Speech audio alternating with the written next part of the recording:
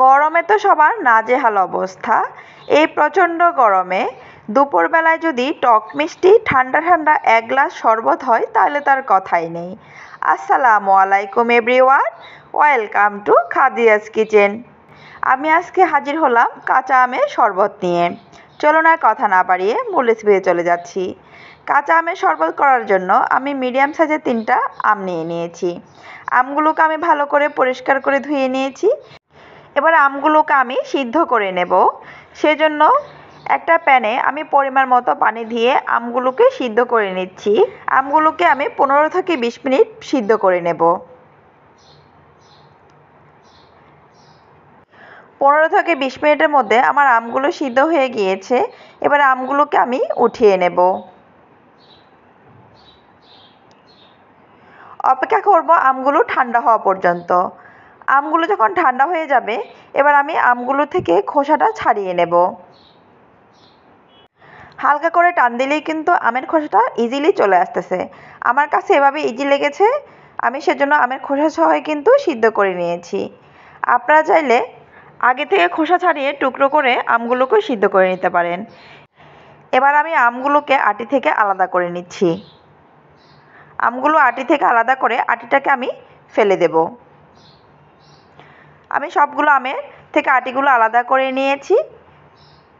এবার একটি ব্লেন্ডারের জারে আমি আমগুলোকে দিয়ে দেব। আমার এখানে 1 কাপের মতো আম হয়েছে। এর মধ্যে দিয়ে দিব 1/3 কাপ চিনি, দিয়ে দিলাম 1/2 কাপের মতো ধনেপাতা, দিয়ে দিব পুদিনা পাতা, এরপর দিয়ে দিব 1 চা চামচ বিট লবণ, আর দিয়ে দিব 2 কাপের মতো পানি। আমি এখানে ঠান্ডা পানিটা দিয়ে দিচ্ছি। আমের শরবতে পুদিনা পাতা আর ধনে পাতা ইউজ করলে আমের জুসের কালারটা সুন্দর আসে। এবার আমি সবগুলোকে ব্লেন্ড করে নেব। এবার একটা ছড়ানো পাত্রে আমি নিয়ে নিলাম 1 চামচ লবণ আর 1 চামচ লাল মরিচের গুঁড়ো। দুইটাকে আমি ভালো করে মিশিয়ে সুন্দর করে পুরো প্লেটে ছড়িয়ে নেব।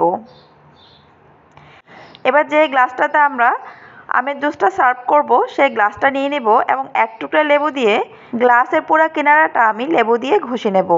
লেবু দিয়ে ঘষলে কি হবে, আমরা যে মিশ্রণটা তৈরি করে রেখেছিলাম সেটা সহজেই কিন্তু গ্লাসের মধ্যে সেট হয়ে যাবে। দেখতে পাচ্ছেন কি সুন্দর করে সেট হয়ে গিয়েছে।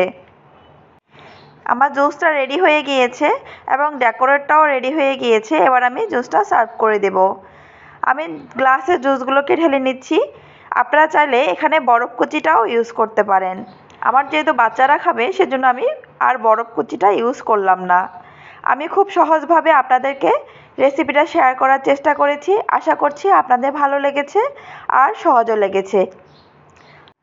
আমার রেসিপিটা যদি আপনাদের একটুও ভালো লেগে থাকে একটা লাইক দিয়ে দেবেন। আর আপনারা যদি রেসিপিটা ইউটিউব চ্যানেল থেকে দেখে থাকেন চ্যানেলটা সাবস্ক্রাইব করে দেবেন। আর যদি ফেসবুক পেজ থেকে দেখে থাকেন পেজটা ফলো দিয়ে দেবেন। আশা করছি বাসায় ট্রাই করবেন এবং কেমন হয়েছে কমেন্ট বক্সে জানাতে ভুলবেন না কিন্তু।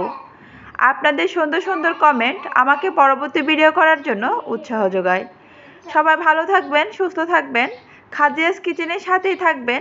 আল্লাহ হাফেজ।